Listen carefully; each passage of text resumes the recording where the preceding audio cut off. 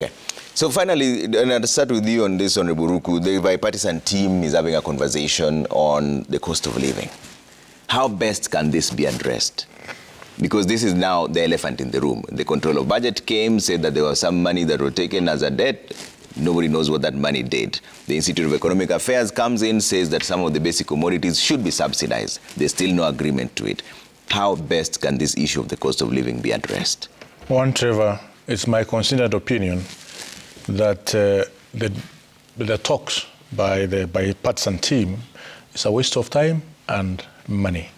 And I have reasons why I'm saying that. It's a waste of time and money. Yes. One is because Kenya has a government which is working very hard to ensure the cost of living of all Kenyans is manageable. Is it manageable now? I'm saying Kenya as a government, which wakes up very early in the morning, sleep late, to ensure there are strategies in place, there is programs in place, which will bring down the cost of living. We have the president and his ministers, and not only ministers, but also technocrats across, working very hard towards that. Number two, we have a parliament of Kenya, both Senate and the National Assembly. And what we are doing at the National Assembly, if I talk from where I sit at the National Assembly, we have many laws, many motions, which we are putting in place to ensure the cost of living comes down. And I'll give you an example. For instance, the issue of power. Power is quite expensive in this country. Why is power so expensive? And what is this we can do to ensure the cost of power goes down? Because when power is high, the cost of power is high, it means even the manufacturing companies will not set up shop in Kenya. Instead, they will go to Tanzania, Uganda, Ethiopia, Rwanda, and other nations which are neighboring us. Once that happens, it means no jobs creation within the economy. And therefore, if there are no job creation within the economy, there is no many youth will be facing problems. So we can be able to take care of the issues to do the cost of power as a National Assembly or even as a parliament, and ensure that the government or the people in charge of organization or parastatals which are in charge of distribution of power or generation of power, they are doing that also at a manageable... so these bipartisan talks will not amount to anything? Why do we need another space? Why do we need another space out there to go and discuss the cost of power when we have a premium stage known as the National Assembly, where that issue can be discussed. And in that National Assembly, as both the majority and minority, who had this 10, 20 people out in there discussing about the cost of power, when we can discuss this cost of power in the House. And actually, it is being discussed. So it's just a repetition of what is being done, just to appease some political egos of some people. Unfortunately, we have bad manners, political bad manners in this country, and I hope President William Ruto will read Kenya completely, these bad manners, the tenure now to 2027. One of the things which the president must do is to ensure we don't ban political manners championed by Azimio, led by Raila Odinga in this country. 2027, 2032, we must have a different political landscape of this country. With good manners. Because we have a premium stage, which these issues can be discussed, they are being discussed, we have motion. For instance, I can tell you about the motion which I have. I can tell you about the bills which I have in the House, which can be discussed by both the majority and minority. The issue of bipartisan talk is waste of time and money. Honorable Newton, is that your feeling as well? This is in the home stretch now. They're supposed to be well, I think I hold a little... My view is a little different from Honorable Ruku's view. For me, being a churchman, I think there's nothing wrong with people sitting down and talking.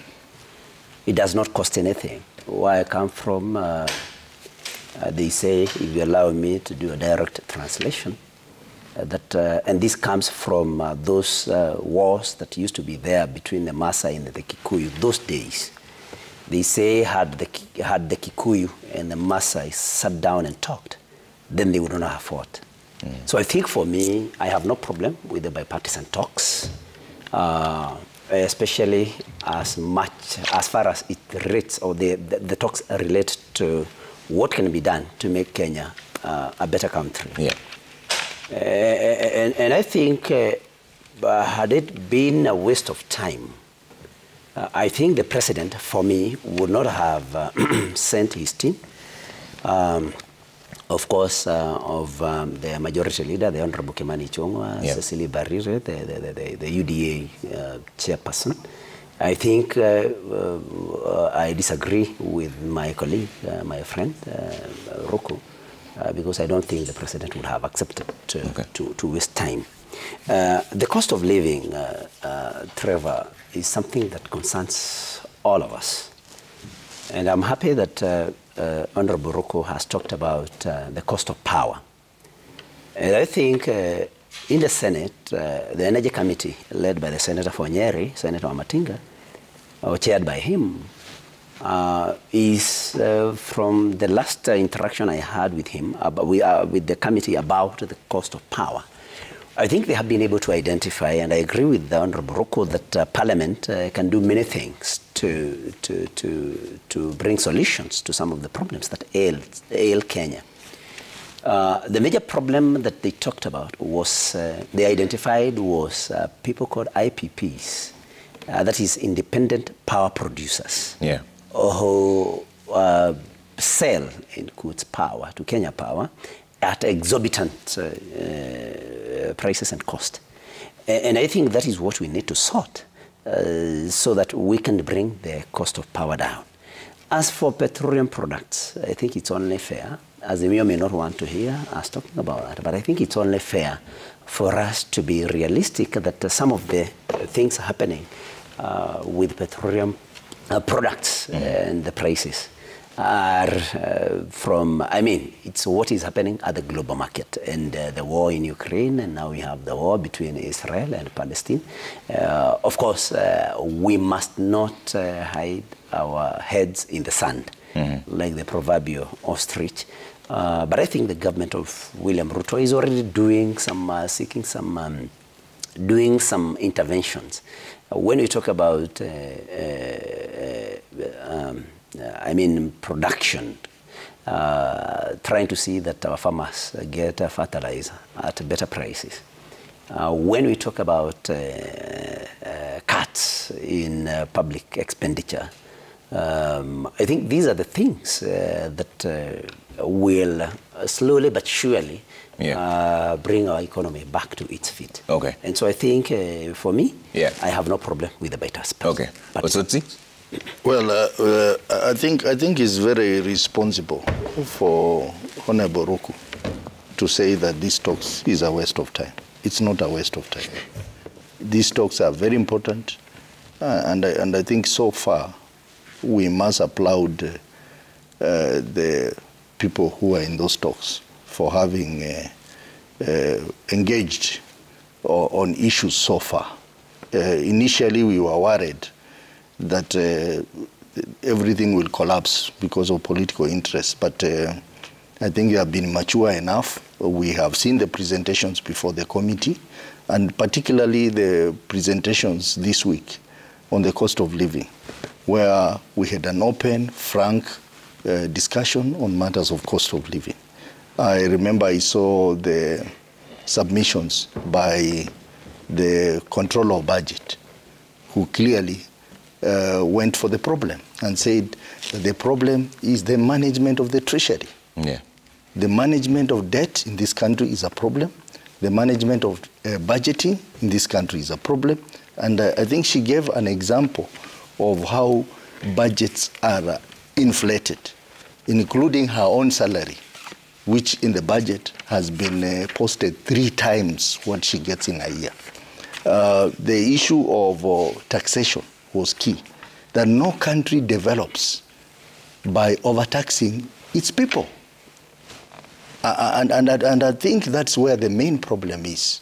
We must relook at the taxation model in this country, especially after the entry of Kenya Kwanza in government, so that those unnecessary taxes, we are hearing even this country is losing money because travelers at the airport are being mishandled, because anything above $500, they want you to pay tax. So really, this discussion is not a waste of time. This discussion is real. And we couldn't have taken this discussion in Parliament, particularly National Assembly, where we know that most members, especially the members on the Kenya Kwanza side, have practically become voting machines. They don't vote with their own conscience. They don't vote on issues, but they vote because they have been told this is the direction that we want to go, which is really, really a sad moment for this country, especially when a member of parliament who knows the impact of high taxation amidst public outcry can go and support the finance bill the way it was. But there's a problem with what you're saying. There's a problem. Because you see, the thing is, and Honorable Ruku's argument is that either way, the report will still come back to Parliament. You will still discuss it then. So there are only two outcomes. If you're saying that since it's going to come from the National Dialogue Committee, therefore you're just going to pass it without discussing it, that in itself is a problem. Trevor, can I tell you something? If you're saying that you're going to debate it clearly, then why didn't you just debate it from the onset? Can I tell you something? For them to if there is political support from their leader, they will pass it. You saw even will be a voting machine regardless. Even when voting machines which are told, sometimes they're told to do a positive thing, an insult. And they will do a positive thing. For example, when they were told that despite the noise they were making outside there about bipartisan engagement, they were eventually told, let us pass a motion in the National Assembly approving this committee and these talks. They did that overwhelmingly, including Honorable Ruku here. It came to the Senate. It was, in fact, the people who talked very enthusiastically about the motion were people on the Kenya Kwanza side, including Honorable Senator colleague here. And the motion was passed overwhelmingly. And you're saying this instructions. If the report comes to Parliament and Ruto has no problem with it and tells them, please pass this thing, I can guarantee you they will pass it overwhelmingly. So for us in Azimio, I think we have achieved a lot because we told Kenyans that we want the cost of living to go down. And they told us, go and engage. We have taken our time, we have engaged on issues including cost of living, and a report will come out. If they say no to the report, we'll go back to the Kenyans. Okay. Trevor, let me, I'll give you a chance to respond. I'll give you a chance to respond. You see, Trevor, I want to encourage. You'll need to turn off airplane mode. I want to encourage debates whereby you can differ with Honorable Raila Amolo Odinga on my side as a member of Parliament who is elected, but still respect him and respect his opinions, and also appreciate the good thing that he has done. And in the same way, I can differ with President Ruto and still respect him as a leader in this country, as well as agree when he has done something right. I have been on this station when the person talk came, and I said that this is one of the things that President Ruto has done right, accepting these talks, and Raila Amolo Odinga also has also done right by accepting people to sit and talk about these issues. Because we were realizing as a country that we were in a place where policies alone weren't enough. Actions or inactions in government alone weren't enough to give this country a direction. Just to give you an idea, because I sit in Finance and Budget Committee, when we started the year by developing the policy, the budget policy statement for this year that we are now in, the Treasury, which is actually an appendage of the executive's needs, presented a budget that had a deficit of over 700 billion, Trevor. And we cautiously advise that given our debt levels at the moment, the first thing you should go and check is, can you be able to actually reduce this deficit? Because this deficit will basically means you have to go and borrow or you have to go and overtax people. They didn't listen. It was insisted, and remember when even the finance bill followed afterwards, they championed for the finance bill without even looking at it. But the implications will make those kind of decisions. For instance, if you've got 700 billion deficit, it means that you have to borrow it from somewhere, either from domestic markets or from external markets. And what happens is that external markets are more difficult to access, but they have got lower rates. Internal markets, the debt is very easy to access because you just go to a bank and get them to give you this debt. But then their interest rates are very high. But even the bigger problem is the fact that when you're borrowing more in the domestic market than our small and medium enterprises, the so-called mama mboga businesses and motorbike businesses, you make it difficult for them to borrow against the government borrowing. It's called crowding out, Ruku. Now, this crowding out is happening. You are killing businesses, and then you have increased serious taxes. What happens is that for every political decision that you make, businesses make business decisions. We have seen businesses making decisions now to close down shops in this country, and now some of them opening businesses abroad, and they would rather retrench people and then hire them as consultants for their farms. All these things have got implications on the kind of tax that you can eventually be able to collect. So this conversation, the reason why it is difficult to have it in Parliament is, one, because parliamentarians have been completely compromised by the executive, particularly the State House. And then number two, even if you are to give them opportunity to debate on these issues, they do not have the magnitude of opinions that they can be able to collect compared to NADCO. Because right now you have seen people submitting to NADCO so many ideas that actually would help this government from collapsing the economy. And I'm telling you, Trevor, it is very easy for a parliamentarian to talk about there is no high cost of living, we are managing this thing, because he has a salary. But if you go to the grassroots, there are people from border whose lifestyles have changed, in the sense that they used to work from morning to evening.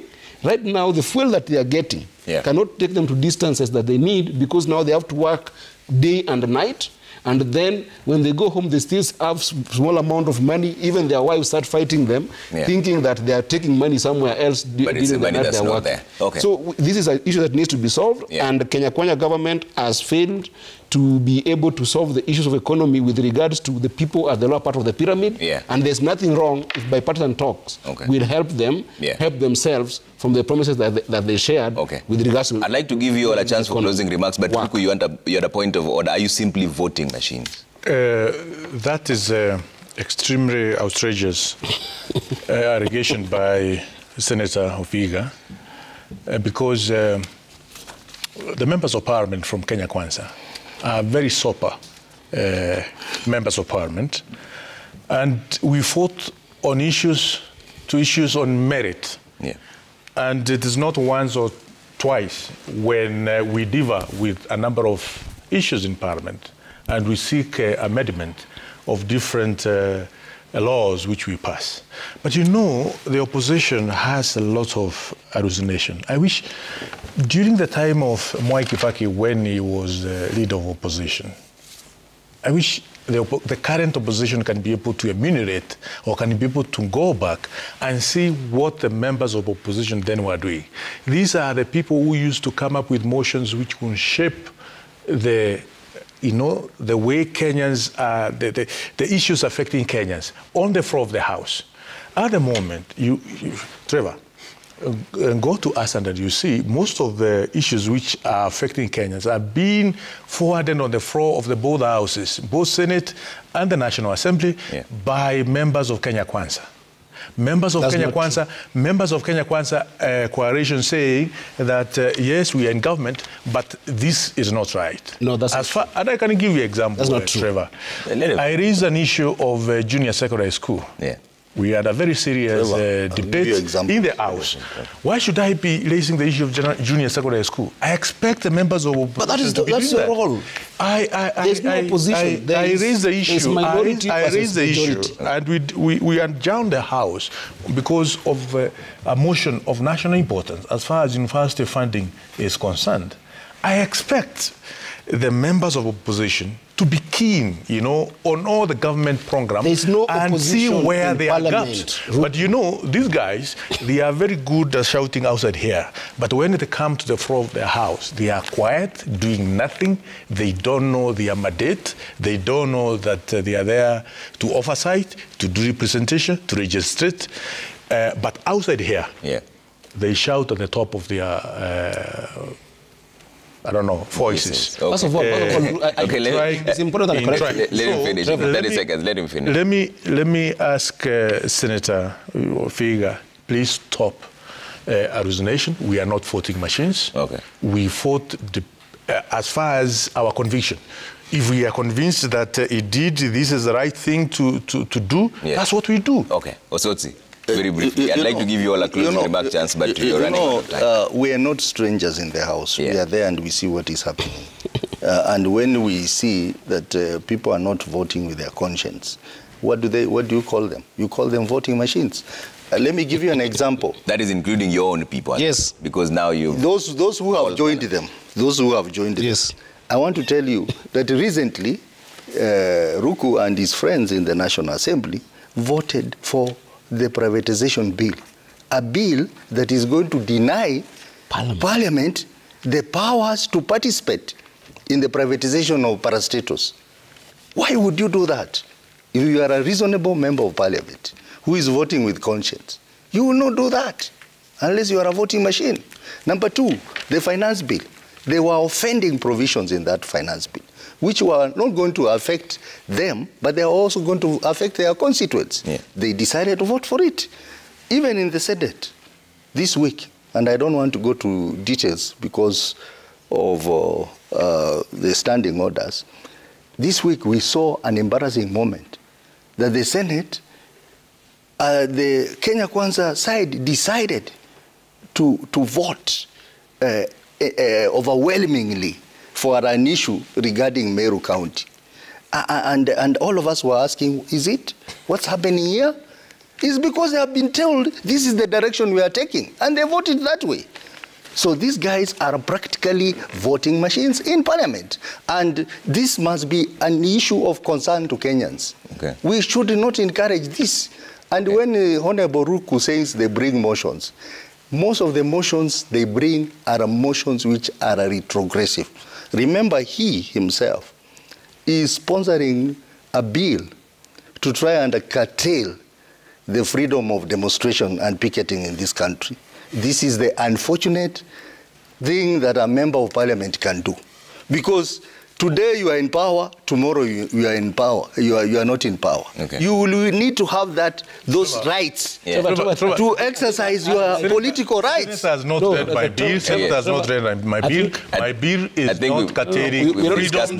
It's not curtailing freedom. It is only putting into effect Article 37 of our Constitution, which says that demonstrations must be held in a specific manner and in an armed manner. So I would ask Senator to go first of all. We'll discuss that. I have read it. We'll discuss it. I think we have discussed that bill before, even with Ruku, and it's an unfortunate bill by a member of Parliament. But I think that, Trevor, it's important that Kenya Kwanza members of Parliament understand that we have got a new constitution, we have got a new governance system.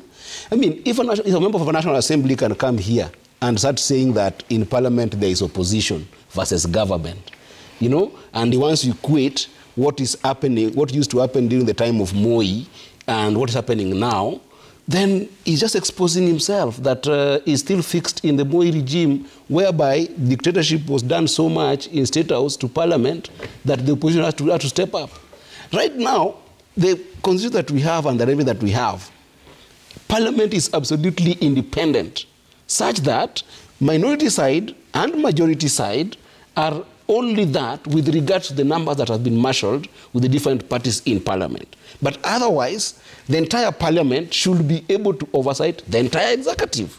This is the problem we are seeing. And you see it's fixated by saying, so long as bills are coming from the executive, so long as there's an invisible hand from the State House giving us bills to pass, we are government and the opposition. He doesn't even understand the house that he's in. And it's very unfortunate when he says something like that. And that is why, the reason why we are having serious economic problems in these countries is because of that kind of mindset that has forced us to pass extremely bad laws, which they pass blindly. Let me tell you, they're not just laws that Osose has quoted that have approved this country. Trevor, he recent laws you want to hear. When you're talking, I wasn't. But you talked about opposition here. I'm not. This is a house of record just as well as the other side. You see, when we wanted to add counties money, and we brought the additional revenue bill in Parliament, we wanted to give counties 425 billion. Senators from the other side refused that counties could not get money and insisted on a formula that completely disregarded money that could go to counties. When this tax, this heavy taxation came, the finance bill that came, that the entire country, I mean, it can't be that institutions of higher learning are wrong when they tell you things. Institutions of big economic institutions and even businesses are wrong when they tell you that this bill is wrong. It can't be that everybody in the country is wrong, including the opposition. They told you that finance bill was bad. They still passed it. We have seen even now, there is a Water Act amendment bill that is in the House that seeks to plow back on devolution and take functions of devolution back to the national... And the health bills. The health bill, if you look at it, the primary health care bill, all these bills are being passed. They are wrong bills. They are bad bills. They actually avenues for litigation in court.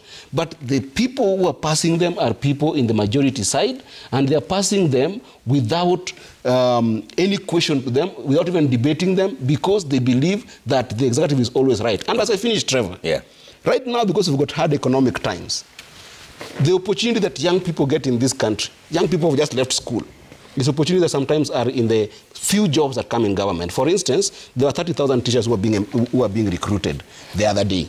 KDF was being recruited the other day in thousands. We had police recruitments, that we are going to have prison recruitments. The way it is happening right now in our country is that majority side and the people around them will be given forms silently, you know, and then they're given to recruit people. Now, those are allegations we can't prove. I'm telling you because I am I wouldn't allow that because we can't funerals, here. People giving jobs. And if you think I'm lying, Trevor, because I want a statement of fact, I have a statement in the House to go and audit the number of public service recruitment that we have had, and then we were going to help this country have what we call a landscape, and you look at the ethnic composition of these kind of recruitments, regional and recruitments. You to close this for us. Completely. You has been quiet for a while. This is you have the final word. As he closes, there's one institution which we cannot allow to be talked with that kind of the military of the Republic of the States. All right, you to close. So recruitment is let you to close this discussion for us. We've run out of time. Yes. Thank you, Pastor.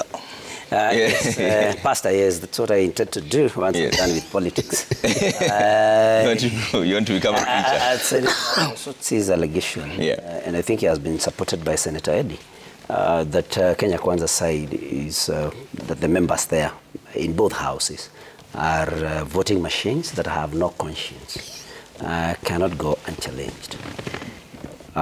Trevor, to be very sober and realistic, we have what we call a party position. And I think what they should be addressing is, why then is it that as Kenya Kwanza votes in a particular way, that they also vote in the opposite way? Because if it were not, it cannot be that none of them sees anything good with us, with the opposition. I mean, so their party positions, and they'll tell party position does not come before the people's position. At your time, Senator Osotsi. So what they should be telling you is that they also have party positions. And that is something, unless you do away with political parties in this country, so that every other member is independent, then party positions will always be there, whether in the opposition or in government. And that is something that we should not discuss about. Okay. However, the other thing that I think I want to make clear is that we have to be realistic. We have to be fair to this government. We must ask ourselves, what was the economic situation or position of the country when President William Ruto took over? What was he going to do? Because there were problems that were going to be sorted. Yeah. And where I come from again, Trevor, we say that sometimes we take a bitter concoction when we are sick, not because it's sweet, but because we have to take it if we want to be healed, yeah, or to be cured of the ailment that we are in. Okay. So we agree that, yeah, there are some difficult economic situations, but they have been born out of the fact that we had no other position. And because, Trevor, and allow me, because Senator Eddie has talked about the division of revenue bill that we passed, yeah, where he's saying that purportedly they wanted counties to be given 425 billion. Yeah. And this is something that gave us a lot of bashing back in our counties. Yeah.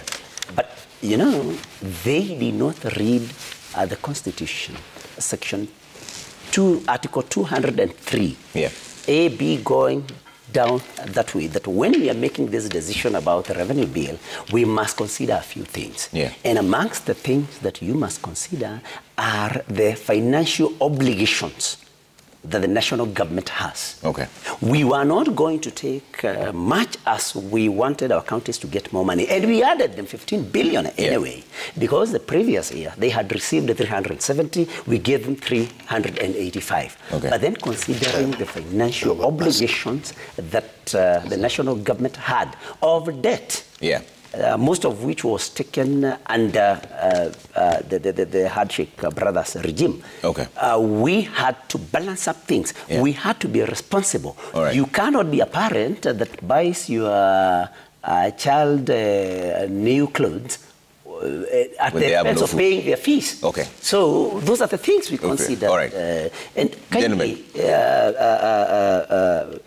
about the health bill, Senator Eddie here sponsored quite a number of amendments, and we were in Lodwar. Okay. So it is not true that we passed these bills just because we were told by our party. Okay. We allowed for amendments, and yes, all right, we know that. Finally, let me thank the people of Murang'a, as always, yes, for giving me a senator's job and assure them that I'm going to continue serving them. Gentlemen, thank you so much for making time. That is it. Coming up next is Safin and Chieng Uma with cooking tips. All right? Bye for now.